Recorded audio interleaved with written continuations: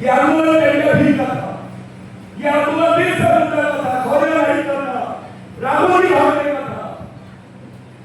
उनके वजह से आपके हिस्से में जमीन आई। मैं आपसे पूछना चाहता हूँ, एक भगवान का नाम बताओ, मतलब सारा एक देवा बनाओ, यानी तुम्हारा जमीन दी है। एक भगवान का नाम बताओ जिसने तुमको जमीन दी है। भाई जमीन नहीं रही तो हमारे बदन में कपड़े नहीं होते। मैं एक नेता से मिला, अरे भाऊ ये टंका बिल का फोटो क्यों लगा रहे हो?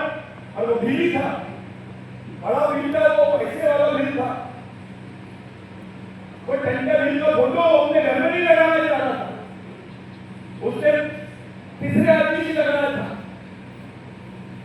मैं क्यों बोल रहा तीसरा आदमी याद रख, दूसरा भी नहीं, तीसरा डायरेक्ट। मैं बात में बताऊंगा। मैंने बोला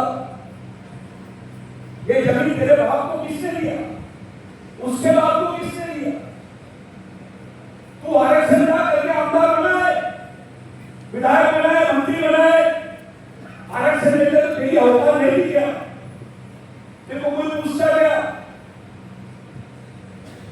ये समाज की देन है।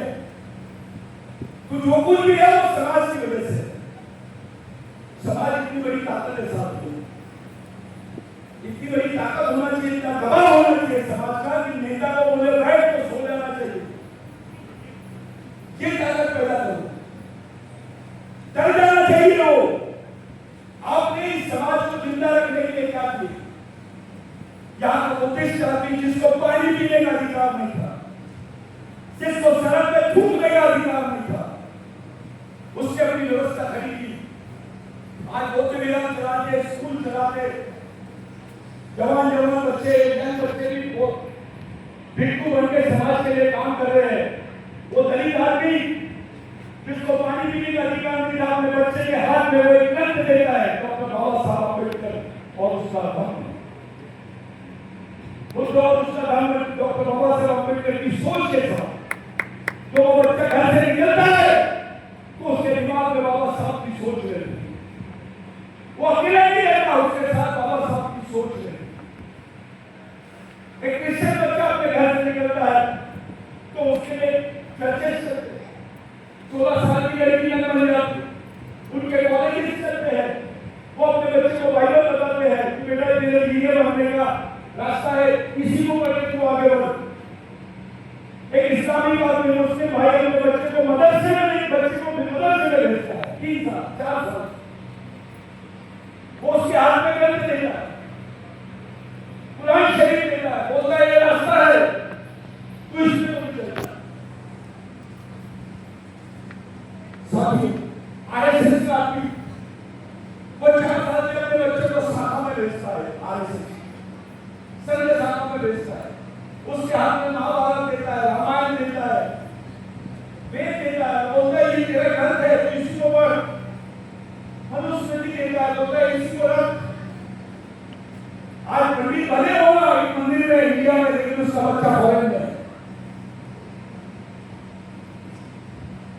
जितने बजरंगबली और गणपति मंदिर में आप देखो एक बात, जो पंडित है गणपति से भी ज्यादा बात लिखता है, वो हनुमान जी से भी ज्यादा बात लिखता है। क्योंकि जो तुम पहले मेवा लेके जाते, खोआ लेके जाते, घी लेके जाते, हनुमान जी खाता है, वो तो वो खाता है। अब ले जाने वाला कौन है? तुम्हारे समाज का क्लास ऑफिसर, पढ़ा लिखा आदमी, वो जाता है, उसके पैर पड़ता है, उसको 500 का नोट निकाल के देता है। जब आप समाज के लिए चंदा मांगने जाते हो, दारू पी लो,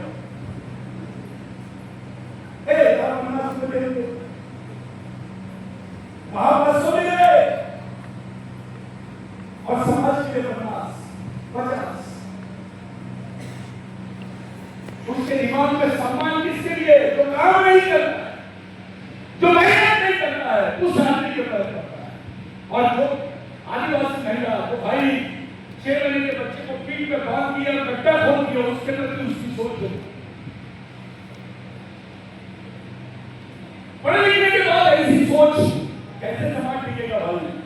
आज मुसलमान मुसलमानों का अस्तित्व है क्योंकि उनकी व्यवस्था है, हमारे बौद्ध भाइयों की व्यवस्था है क्योंकि उनका अस्तित्व है। आरएसएस आज तो पूरा देश उनके कब्जे में है, उनका व्यवस्था है करके उनका अस्तित्व है। क्रिश्चियनों का अस्तित्व इसलिए क्योंकि उनकी व्यवस्था है। मैं आपसे पूछना चाहता हूँ, या तमाम लोगों से पूछना चाहता हूँ, सब बुद्धिजीवी है, आपके बच्चे ने बोला मैं इस देश का कौन हूँ, मेरा अस्तित्व क्या है, मेरा इतिहास क्या है, मेरे जीने का रास्ता कौन सा है, मरने का रास्ता कौन सा है, कौन सी किताब देंगे उसके हाथ में, कौन सी किताब देंगे बताओ, क्या दोगे? संविधान केवल आपकी अधिकारों की बात करता है, आपके इतिहास की बात कहां करेगा? आपके सांस्कृतिक मूल्य को कौन बताएगा? आपकी पहचान कौन बताएगा? क्या दोगे? साथियों, इस देश की सच्चाई है, इस देश का भगवान पैदा नहीं हुआ था तब से आदिवासी रहता है। ये जो धर्म का इतिहास है ये 4000 से 5000 साल पुराना है, लेकिन आदिवासी संस्कृति का इतिहास तो 30,000 साल पुराना है। उस पर चर्चा क्यों नहीं होती है, उस पर बात क्यों नहीं होती है? इस देश में भगवान के बाप का नाम आदिवासी है। भगवान पैदा नहीं हुआ था तब से आदिवासी रहता है। आप कौन हो, क्या हो, यहाँ का एससी एसटी ओबीसी है तुम्हारे वंशज है, उनको सांस्कृतिक रूप से घर वापसी करना पड़ेगा, आपको लाना पड़ेगा कि आप देश के मालिक बनना चाहते हो या नागरिक।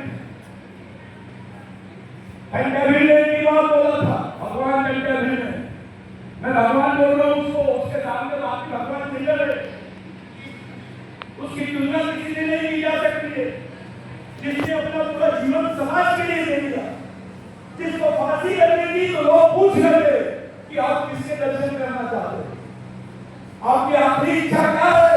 तो कंटाबिल ने बोला मैं अपने समाज को देखना चाहता हूं। मेरे को आप फांसी दे रहे हो तो ठीक है, लेकिन मेरे समाज के सामने दो, क्योंकि मैं उसी को भगवान समझता हूं। खाली नहीं करेगा ये बात कौन करता है? समाज के लिए इतना प्यार कहां था? कोई दारू पी के था? अरे मरने और मिटने की बात कर रहे हो समाज के खातिर। बाबा साहब को तो पता भी नहीं चल जाता था उनके बच्चे मर जाने के बाद में पता चलता था। तो ये दीवानगी है, ये जुनून है समाज के लिए। ये लोग हैं, तुम्हारे बच्चे को बोलो मेरे लिए बेटा सजा भोग के आया। एक भाई अपनी 2 एकड़ जमीन रहती है, उसमें 2 भाई मानते ही है कि तू ले ले 2 एकड़ में छोड़ूंगा, वो 2 एकड़ जमीन के लिए मदद हो जाती है। ये तो तुम्हारे कोई नहीं थे, फिर भी इतना प्यार हिंदू तुमसे क्यों था? तुम्हारे लिए मरने को तैयार, तुम्हारे लिए जीने को तैयार। मेरा एक ही सवाल है आपसे, इस समाज को जिंदा रखने के लिए कौन सी व्यवस्था है ये बताइए? कौन काम करेगा? सोनिया गांधी काम करेगी, मोदी करेगा, कौन करेगा? आरएसएस करेगी। तुम्हारे समाज को जिंदा रखने के लिए कौन काम करना चाहिए? दुख हमारा है,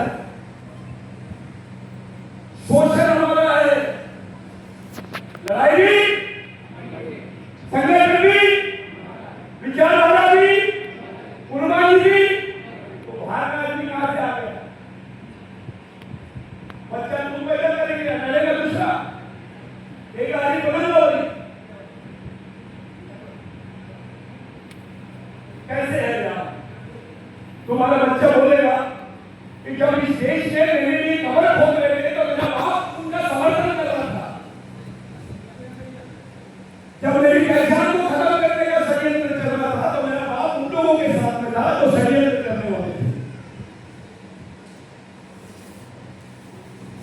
ये लोग तुमको बचाने वाले, आप अपने बच्चे को बिगाड़ने वाले लोग हैं।